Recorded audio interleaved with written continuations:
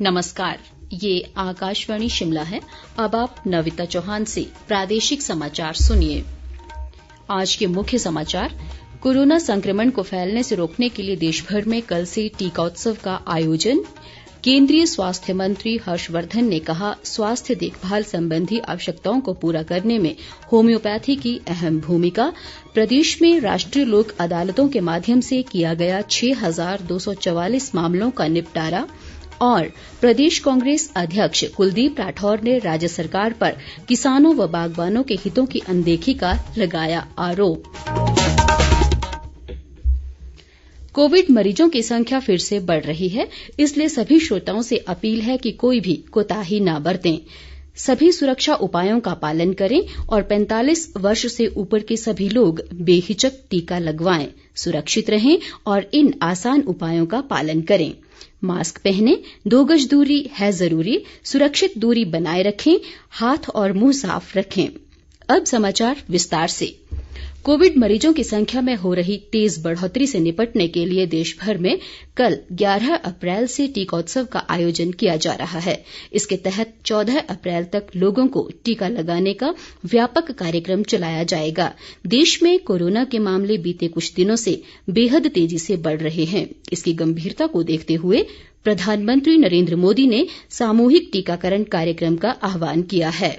मुख्यमंत्री जयराम ठाकुर ने कहा कि टीकात्सव को जन आंदोलन के रूप में मनाया जाएगा। मुख्यमंत्री ने कोविड मामलों में बढ़ोतरी के दृष्टिगत कल शिमला से वीडियो कॉन्फ्रेंसिंग के माध्यम से प्रदेश के सभी उपायुक्तों, पुलिस अधीक्षकों और मुख्य चिकित्सा अधिकारियों के साथ आयोजित बैठक में ये बात कही। इस बीच सोलन के उपायुक्त केसी चमन ने बताया कि टीकाकरण महोत्सव के दौरान 100 केंद्रों में ये वैक्सीन लगाई जाएगी। सोलन में पत्रकारों से बातचीत में उन्होंने कहा कि 4 दिनों में 40,000 लोगों को वैक्सीन लगाने का लक्ष्य रखा गया है। उधर हमीरपुर की मुख्य चिकित्सा अधिकारी डॉक्टर अर्चना सोनी ने बताया कि इस उत्सव के दौरान आशा व आंगनबाड़ी कार्यकर्ताओं सहित पंचायतों के प्रतिनिधि लोगों को घर घर जाकर जागरूक करेंगे। केंद्रीय स्वास्थ्य व परिवार कल्याण मंत्री डॉक्टर हर्षवर्धन ने कहा है कि होम्योपैथी देश में स्वास्थ्य देखभाल संबंधी आवश्यकताओं को पूरा करने में आधुनिक चिकित्सा प्रणालियों के साथ मिलकर महत्वपूर्ण भूमिका निभा रही है। विश्व होम्योपैथी दिवस पर आज नई दिल्ली में एक सम्मेलन को संबोधित करते हुए उन्होंने होम्योपैथी की लोकप्रियता पर संतोष व्यक्त किया। डॉक्टर हर्षवर्धन ने कहा कि कोविड के उपचार केंद्रों में महामारी से निपटने के लिए आयुष चिकित्सा प्रणाली की औषधियों का भी उपयोग किया गया और इसके अच्छे नतीजे भी सामने आए। उन्होंने कहा कि भारत की राष्ट्रीय स्वास्थ्य नीति में आयुष प्रणाली को लोकप्रिय बनाने के महत्व को स्वीकार किया गया है। केंद्रीय स्वास्थ्य मंत्री ने कहा कि इसके लिए बुनियादी ढांचे से संबंधित सुविधाओं का विकास करने, आयुष औषधियों की गुणवत्ता सुनिश्चित करने और संस्थाओं की क्षमता बढ़ाने का भी लक्ष्य रखा गया है। इस सम्मेलन का आयोजन आयुष मंत्रालय के तहत केंद्रीय होम्योपैथी अनुसंधान परिषद द्वारा किया गया। उद्योग मंत्री विक्रम ठाकुर ने कहा है कि केंद्र व प्रदेश सरकार ने महिलाओं के सशक्तिकरण के लिए विभिन्न कल्याणकारी योजनाएं शुरू की हैं, जिनका लाभ सीधे तौर पर जरूरतमंद महिलाओं को मिल रहा है। उन्होंने कहा कि प्रदेश सरकार ने इस वित्त वर्ष में 65 वर्ष से अधिक आयु की सभी महिलाओं को बिना किसी आय प्रमाण पत्र के पेंशन का प्रावधान किया है। विक्रम ठाकुर ने आज जसवां परागपुर विधानसभा क्षेत्र की कलोहा पंचायत में महिला मोर्चा व किसान मोर्चा सहित विभिन्न मोर्चों और प्रकोष्ठों के पदाधिकारियों के साथ एक बैठक में ये बात कही। उन्होंने सभी पदाधिकारियों से केंद्र व राज्य सरकार की योजनाओं को जन जन तक पहुंचाने का आह्वान भी किया। प्रदेश भाजपा अध्यक्ष सुरेश कश्यप ने हाल ही में हुए नगर निगम चुनाव में अथक परिश्रम और बेहतर प्रदर्शन के लिए पार्टी कार्यकर्ताओं का आभार जताया है। उन्होंने कहा कि भारतीय जनता पार्टी कार्यकर्ता आधारित राजनीतिक दल है और इन चुनावों में सभी ने एकजुटता से कार्य किया है। सुरेश कश्यप ने कहा कि पार्टी अपनी आगामी रणनीति पर जल्द ही विचार विमर्श करेगी। प्रदेश रेड क्रॉस सोसायटी की उपाध्यक्ष डॉक्टर साधना ठाकुर ने नशामुक्त समाज के निर्माण में सभी से सहयोग की अपील की है। मंडी जिला प्रशासन और सामाजिक न्याय व अधिकारिता विभाग द्वारा थुनाग में नशामुक्त भारत अभियान के तहत आयोजित आज एक कार्यक्रम में उन्होंने ये बात कही। साधना ठाकुर ने कहा कि केंद्रीय सामाजिक न्याय व अधिकारिता मंत्रालय ने पूरे देश में 272 संवेदनशील व प्रभावित जिलों को चिन्हित कर नशा मुक्त अभियान की शुरुआत की है। उन्होंने कहा कि इस अभियान के माध्यम से स्कूलों, कॉलेजों व विश्वविद्यालयों सहित अन्य शैक्षणिक संस्थानों में विद्यार्थियों को नशे जैसी बुराई से दूर रहने के बारे में जागरूक किया जा रहा है।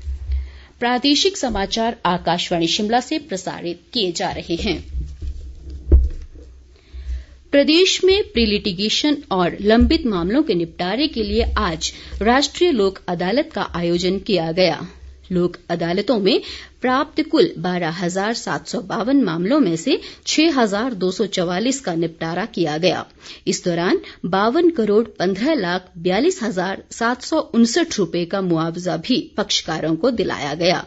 प्रदेश उच्च न्यायालय के मुख्य न्यायाधीश न्यायमूर्ति एल नारायण स्वामी और न्यायमूर्ति रवि मलीमथ के मार्गदर्शन में इन लोक अदालतों का आयोजन किया गया।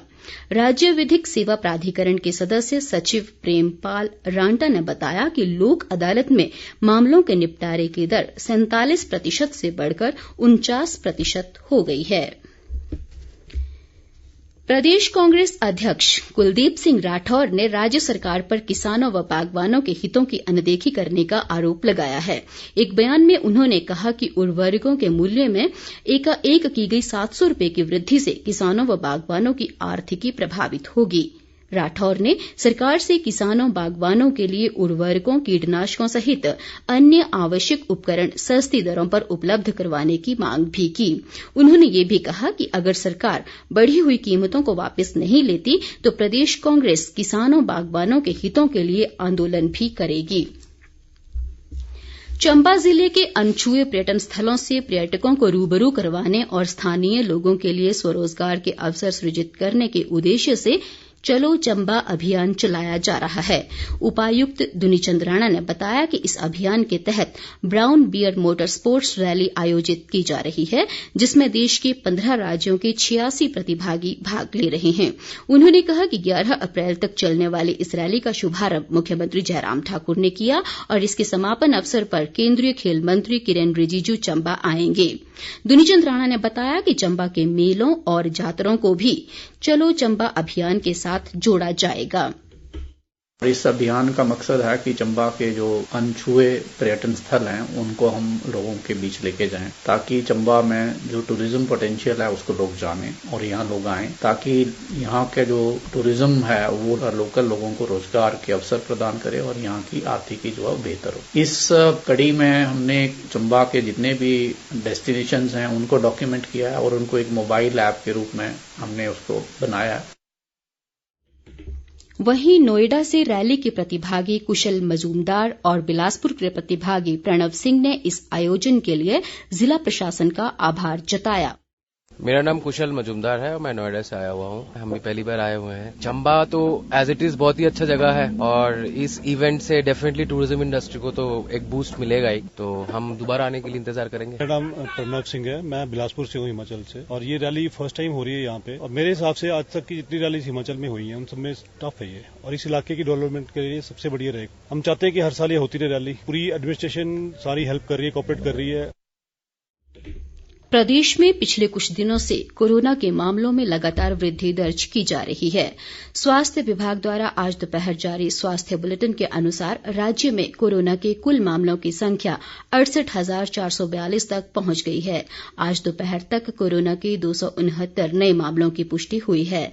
इनमें सबसे अधिक 54 मामले मंडी जिला से, जबकि शिमला से 51, बिलासपुर से 41, सिरमौर से 40, कांगड़ा से 36, ऊना से 29 और कुल्लू से 18 मामले शामिल हैं। इस दौरान 325 लोग स्वस्थ भी हुए हैं। मौजूदा समय में प्रदेश में कोरोना के सक्रिय मामलों की संख्या 4,593 है। इस महामारी से अब तक प्रदेश में 1,093 लोगों की मृत्यु हो चुकी है। चंबा जिले का ऐतिहासिक सूही मेला आज पारंपरिक रीति रिवाज व शोभा यात्रा के साथ आरंभ हुआ। इस अवसर पर विधायक पवन नैयर ने कहा कि इस मेले को राज्य स्तरीय दर्जा दिलाने के लिए प्रयास किए जाएंगे। उन्होंने कहा कि 3 दिवसीय इस मेले के दौरान सरकार द्वारा कोविड को लेकर जारी दिशा निर्देशों का पालन सुनिश्चित बनाया जाएगा। गौरतलब है कि ये मेला चंबा के लोगों की प्यास बुझाने के लिए अपने प्राणों की बलि देने वाली रानी सुनयना की याद में मनाया जाता है। अंत में मुख्य समाचार एक बार फिर। कोरोना संक्रमण को फैलने से रोकने के लिए देश भर में कल से टीका उत्सव का आयोजन।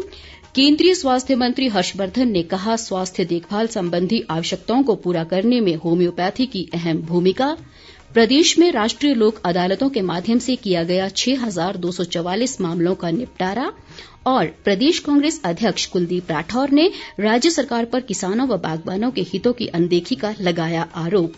इसके साथ ही ये समाचार बुलेटिन समाप्त हुआ। हमारा अगला समाचार बुलेटिन आप सुन सकते हैं कल सुबह 9:20 पर। नमस्कार।